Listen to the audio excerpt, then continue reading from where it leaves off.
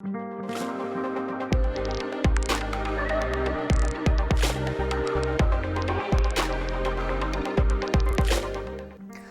este é o Conexão. O dia 29 de janeiro é o Dia Nacional da Visibilidade Trans. E hoje a gente aproveita a data para discutir o acesso destas pessoas à saúde pública. Em 2008, foi instituído o processo transexualizador do Sistema Único de Saúde, que determinou a ampliação do atendimento especializado a transexuais e travestis e o acolhimento sem discriminação na atenção básica e na especializada. Mais de 10 anos depois, como está esse atendimento? É isso que a gente vai tentar descobrir. Aqui no estúdio estão o Beto Silva, que é gerente de serviços da Casa Florescer, a Maria Eduarda Aguiar, que é presidente do Grupo Pela Vida e representante no Fórum Estadual de Travestis e Transsexuais do Rio de Janeiro, e a Alina Durso, que é cantora, poetisa e ativista trans. Gente, obrigada por participarem com a gente aqui. Errei seu nome, é Alina, não é Aline, viu? É Alina, só para mim dar aquela puxada, né, Alina? Eu gosto do seu nome, Alina. Obrigada por ter vindo. Parabéns pelo nome. Eu queria começar perguntando para Maria. Maria, o processo transexualizador deve ter sido algo muito importante, né? Deve ter sido uma vitória. Hoje, 10 anos passaram dessa vitória, de algo positivo para as pessoas trans. Como que é o atendimento? Ainda podemos continuar comemorando? Então, o atendimento é bom, num sentido, mas também ele acaba tendo algumas falhas, porque quando o processo transexualizador foi instituído, ele foi instituído para ele ter fases. O objetivo seria que a pessoa conseguisse almejar as transformações corporais que ela objetiva e poder fazer a transição de gênero, né? Tanto a transição de gênero que é para homens trans, quanto para mulheres transexuais. Mas o que acontece? Você entra através do SUS, né, da Clínica da Família, você é encaminhada para os centros de referência que fazem o atendimento à população trans, você começa o atendimento ambulatorial.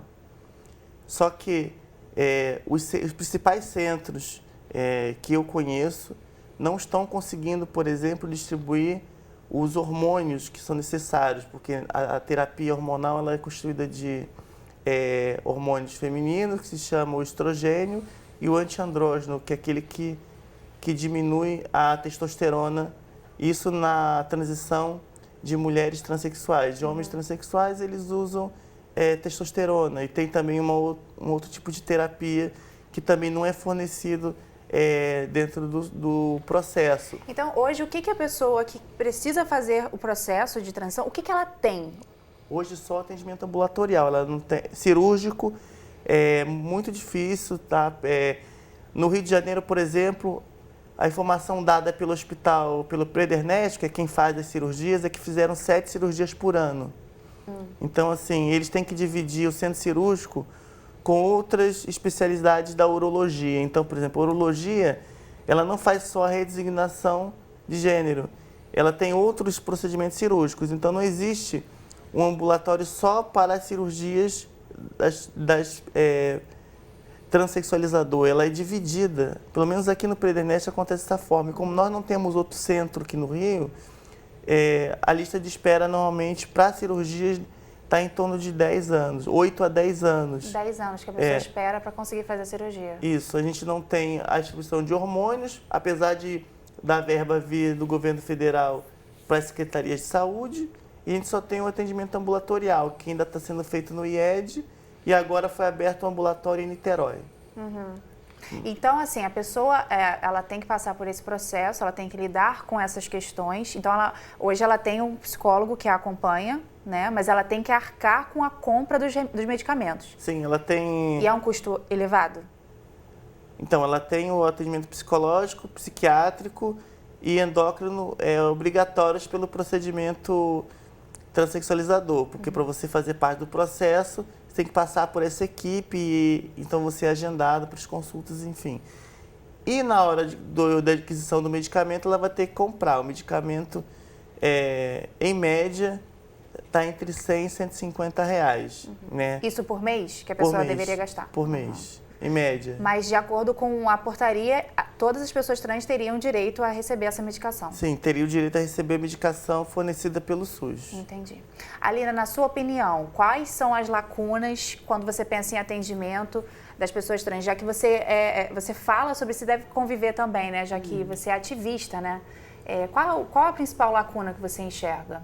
Dentro do atendimento para as pessoas trans. Na área da saúde. Isso.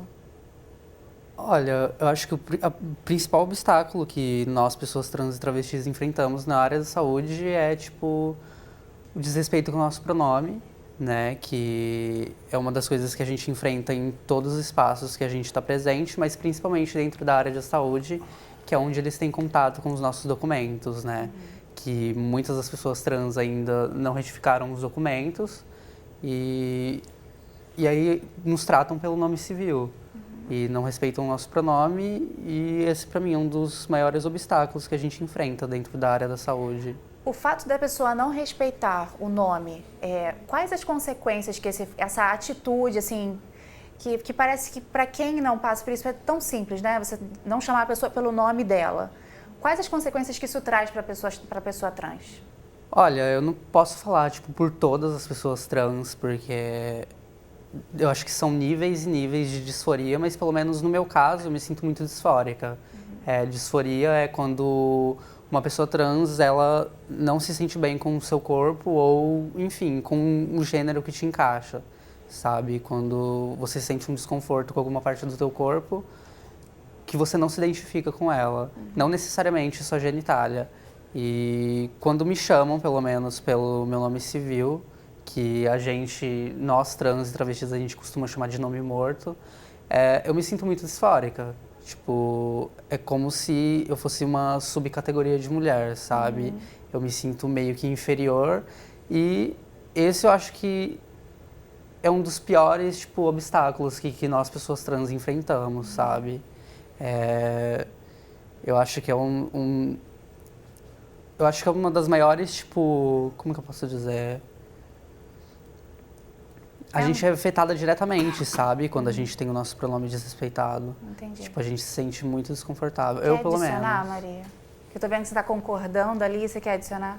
Então, eu concordo com ela, inclusive porque eu acho que existe uma questão de negar a identidade nossa, né? Inclusive, a pessoa trans ela tem que reafirmar sua identidade diariamente, porque diariamente alguém muitas das vezes percebe em você uma característica que identifica que você é trans e aí vai te chamar pelo pronome masculino, vai te chamar de cara, de amigo, enfim, são formas sutis de cometer transfobia, né? E no sistema público de saúde acontece muita transfobia institucional, que é isso que ela está relatando que ela sofreu. Isso faz com que algumas pessoas desistam de tratamentos, que não cuidem da própria saúde? Sim, tem. Eu já ouvi muitas pessoas me confessaram que preferem ficar em casa com dor do que ter que voltar lá no local e serem tratados daquela forma, porque, para piorar, se elas precisarem ser internadas, as mulheres trans, pelo menos, vão ter que brigar para serem internadas numa ala feminina, porque vão querer interná-las numa ala masculina. Né? Enfim, fora ser tratada pelo nome civil, levando em consideração que aquela pessoa já está doente, já tem uma carga emocional, enfim, é bem chato. E a gente tem que ficar lá brigando, indo. Já teve momentos no passado que a gente teve que fazer ocupação no hospital para poder ter um atendimento digno. É muita luta, é muito complicado. E já no momento de sensibilidade, né, de doença, né? Sim. Beto, é isso que você percebe lá na Casa Florescer? Vocês têm contato com muitas pessoas, né? Então, para a gente falar um pouquinho sobre esse universo, é um pouco diferente porque eu sou um homem cis e eu vivo uma outra realidade.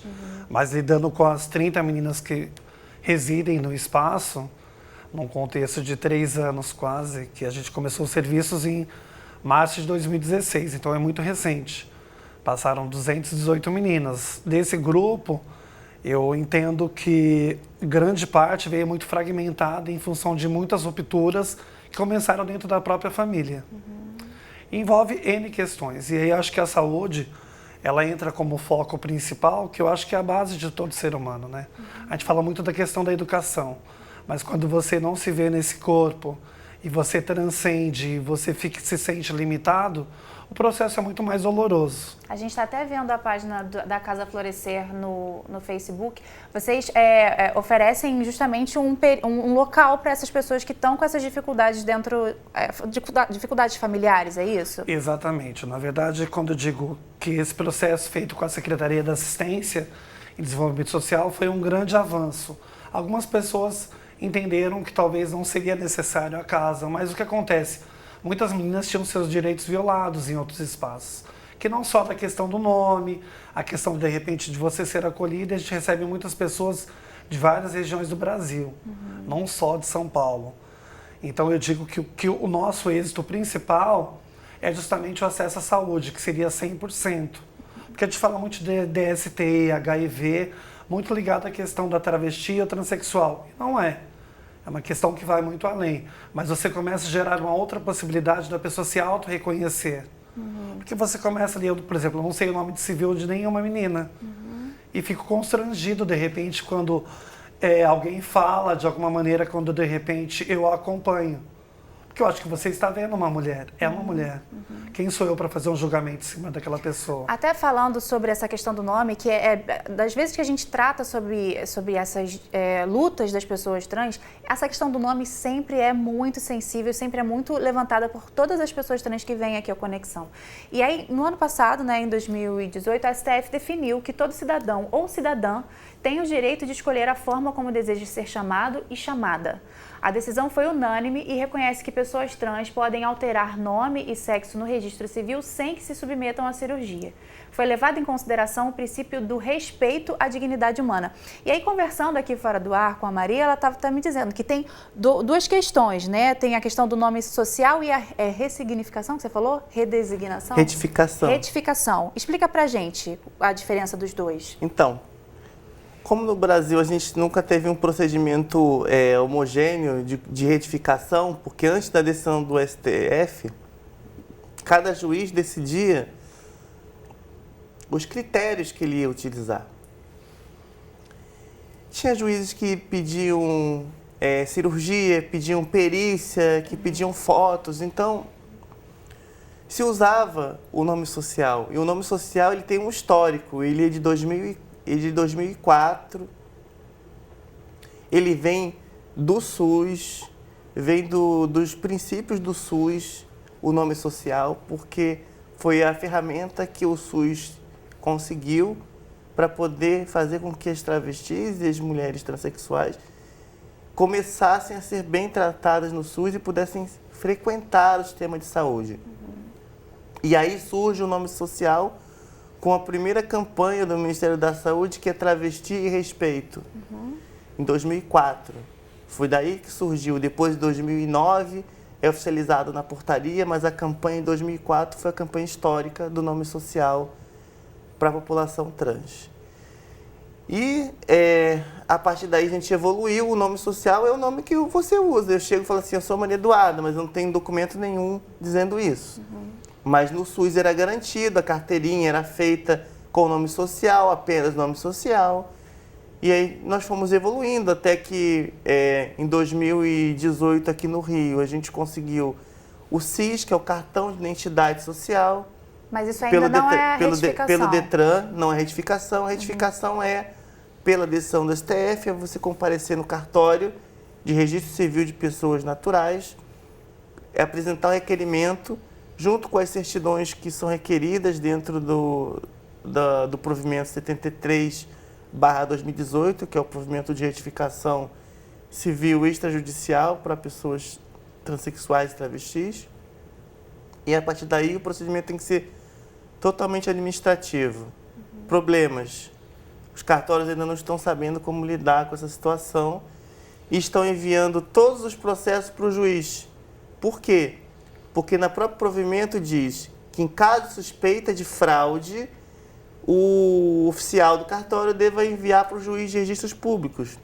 Mas mesmo que a pessoa chegue lá, se apresente, fale, olha, o meu nome é esse, eles estão enviando para o juiz, mesmo Estão assim. enviando porque eles não sabem, não é que eles não sabem, eles estão com medo de fazer. Então, o que acontece? A pessoa entrega todos os documentos que eles fazem, entregam para o juiz e mandam para o Ministério Público. Quando, de fato, não era para ser feito dessa forma, se ele constatou ali, não há indício de fraude, a pessoa apresentou todos os documentos exigidos, fez o requerimento, era para fazer direto. A alteração. Direto. Isso não está acontecendo. Não está acontecendo.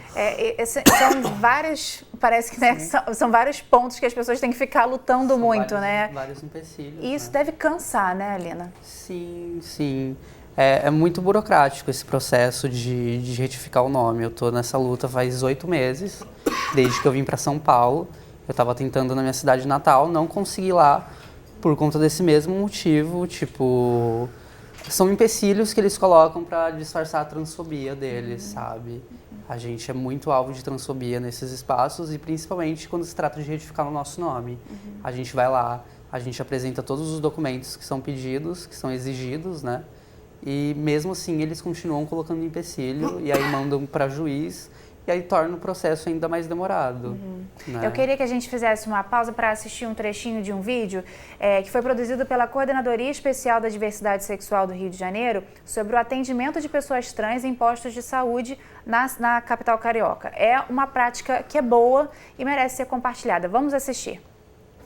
Então nós fizemos uma mudança no prontuário eletrônico de atendimento ao paciente, em que qualquer pessoa que chega na unidade de saúde é recebida justamente por esse profissional que se apresenta e pergunta para esse usuário, para essa pessoa, como ela quer ser chamada. Esse nome, se for diferente do nome que consta na carteira de identidade, existem 2 campos. O campo em que é colocado o nome que consta na carteira de identidade, junto com, obviamente, o número desse documento, e outro campo que é aberto a partir de um clique no computador. Esse clique abre uma nova linha e nessa linha, então, o profissional coloca o nome com que a pessoa se reconhece, que é chamado de nome social. Ele usa esse nome social e esse nome social acompanha ele por todo o atendimento na unidade. E assim o paciente, ele se torna mais respeitado. E esse acolhimento entre a enfermagem com o paciente gera mais respeito, confiança. E essa conscientização e essa sensibilização, a gente espera que todas as unidades de emergência também comprem a ideia, também se sensibilize para estar usando esse projeto. Esse sistema que está entrando agora vai melhorar muito, porque você vai buscar o atendimento, você vai buscar o respeito e você vai ter o respeito que você merece. Alina, esse tipo de iniciativa é positiva, na sua opinião? É positiva e eu acho que é importante também frisar a vivência de homens trans nesses espaços, porque, tipo, muitos homens trans que eu conheço também, eu tenho vários amigos trans que já engravidaram e mesmo após a transição, sabe, eles mantêm a gravidez e nesses espaços eles são super desrespeitados, sua identidade. E aí você imagina como deve ser para um homem trans que está nesse processo de gestação e em um hospital público ou enfim, né, em qualquer área de saúde, como que ele não deve ser tratado nesses espaços. Sabe o que me fez refletir um pouquinho sobre esse vídeo? É que, na verdade, eu falo, é muito complicado usar o poder de fala em cima da população, né? Mas o que eu digo, porque seria muito legal se isso de fato acontecesse. Porque existem inúmeras sensibilizações, sim. Só que na prática não acontece. Eu escuto relato de diversas meninas, como eu digo, esse grupo grande que já passou. Todas, não teve uma que não questionou. Até mesmo no centro de referência. Que de repente você fica internada e de repente um auxiliar de enfermagem faz questão de chamar pelo seu nome civil. Você já está enferma, está numa outra condição e a pessoa faz questão de reforçar. Será que talvez seria necessário um processo de sensibilização das pessoas que trabalham na área da saúde? Pelo menos começar por essas pessoas? O que você acha, Maria Gabriela? Eu queria antes comentar esse vídeo, porque assim, qual é a grande novidade disso? O funcionário não tem acesso ao teu nome civil. Quando você chega no balcão para poder se cadastrar, o primeiro funcionário te pergunta, como gostaria de ser chamada? Aí você diz, Aline. Ele cadastra lá Aline. Os outros funcionários não vão ter acesso ao teu nome civil. Só Ele é Aline. apagado no sistema.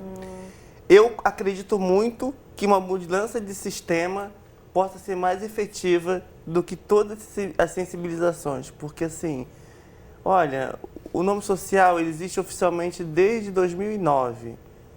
Você bota aí Vamos 8 fazer ou 10 9 anos. Uhum. As pessoas ainda cometem os mesmos erros e propositais. Elas fazem de propósito e depois dizem, é porque eu não vi. Ou então outros já são mais ousados e falam assim, mas o teu nome que está no RG é esse. Então, assim, eu acho que se mudar o sistema da forma como fez aí o Rio Saúde e que os outros funcionários não tenham acesso, não vai ter jeito, vai ter que chamar. Ele não vai ter escolha, porque ele não vai saber como chamar. Ele vai ter que chamar pelo nome que está ali. Então, essa seria uma solução. E aí eu queria chegar agora à parte final do programa, apontando caminhos mesmo. O que vocês enxergam que precisa ser feito, né? A gente já viu aqui que talvez, assim, não ter essa informação seja o caminho, já que a sensibilização não está dando certo, né? O que mais precisa ser feito quando a gente pensa assim, em política pública? Vocês veem hoje que existem portas abertas para conversar sobre as necessidades das pessoas trans? Em determinados momentos, sim. Porque eu digo assim, na verdade, foi como ela falou do travesti respeito, tem a questão do luto, da luta e luto. Se você pensar em quantas travestis, em quantas pessoas estão morrendo. Então, existem inúmeros trabalhos de sensibilização, mas eu acho que a consciência, na verdade, ela parte do pressuposto de cada um, né? De como você vê essa pessoa. Então, independente de mídia, eu acho que bate do pressuposto da educação dentro da própria família. Porque o que eu percebo dentro do espaço, muitas meninas que são expulsas dentro de casa. Então, gera um outro problema. Quando eu penso em termos de assistência, que é a área que eu trabalho, é necessário, urge a necessidade de mais espaço para atender essa população. Não só de travestis, de mulheres transexuais, mas de homens trans também. Faltam, então, locais especializados, você acha? Então, é isso? Com certeza. E faria muita diferença ter esse local especializado, muito mais do que ter um grupo de pessoas bem treinado, na sua opinião, Sim. Alina? Olha, eu particularmente não vejo isso como um mérito, né? Porque de alguma forma está segregando a gente do resto da população, mas já que tem, né, é importante ter outros para acolher mesmo essa população que é tão vulnerabilizada. E como o Beto falou, principalmente para homens trans, que no momento ainda eu acredito que não tenha nenhum posto, né, que abrigue homens trans e que encaminhem eles para outros lugares, Porque onde se eles você possam ter for, apoio. De repente parar para pensar, precisamos evoluir muito ainda. Então o que eu digo, talvez a ideia é que não precisasse de espaços específicos, que todo mundo fosse tratado de forma igualitária numa questão de equidade. Seria Respeito, né? a base de tudo, só que ainda existem muitos retrocessos, né? Muitas coisas a serem... foram bastante coisas colocadas aqui que eu acho importante, mas o principal é que as pessoas reflitam que não é uma questão de escolha, a pessoa não escolheu ser o que ela é. A pessoa é o que ela é e ela merece respeito. Você acha, a sua opinião sobre isso, Gabriel, para a gente poder... Eduardo, desculpa. O que você pensa, assim, seria melhor ter locais especializados?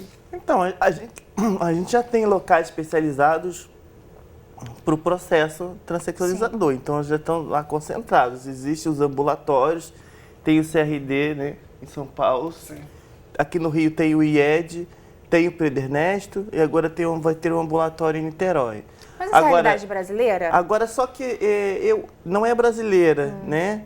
São das capitais, principais capitais. E outra, eu acho, na minha visão, população trans, saúde para a população trans não é só o processo transexualizador. Sim. É problema do coração, fígado, enfim, febre, dor de cabeça. Por exemplo, ela falou de homens trans. Hoje em dia, se um homem trans tiver retificado o documento dele, ele não vai conseguir atendimento no pré-natal. Porque pelo sistema vai constar como homem. E o sistema não está ainda adaptado para identificar que se trata de um homem trans que engravida. Vai detectar como fraude um homem querendo acessar um sistema que é para mulheres, entendeu? Então, e mesma coisa a mulher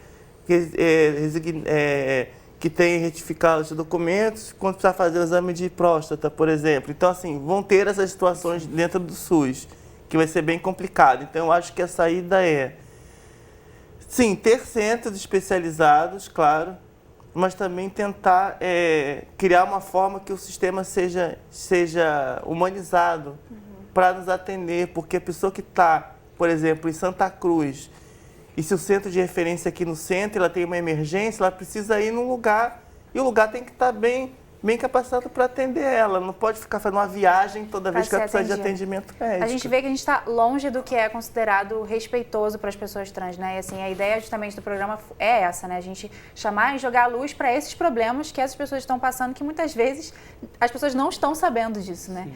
E a gente espera e convida vocês a voltarem para o Conexão, para a gente sempre poder falar sobre isso, até que o respeito seja dado para todo mundo da forma que todo mundo merece. Eu quero muito agradecer a participação de vocês. Obrigada por virem dividir a história de vocês e a vivência de vocês. E contem sempre aqui com o Canal Futuro e com Conexão para falar sobre isso, viu? Obrigado.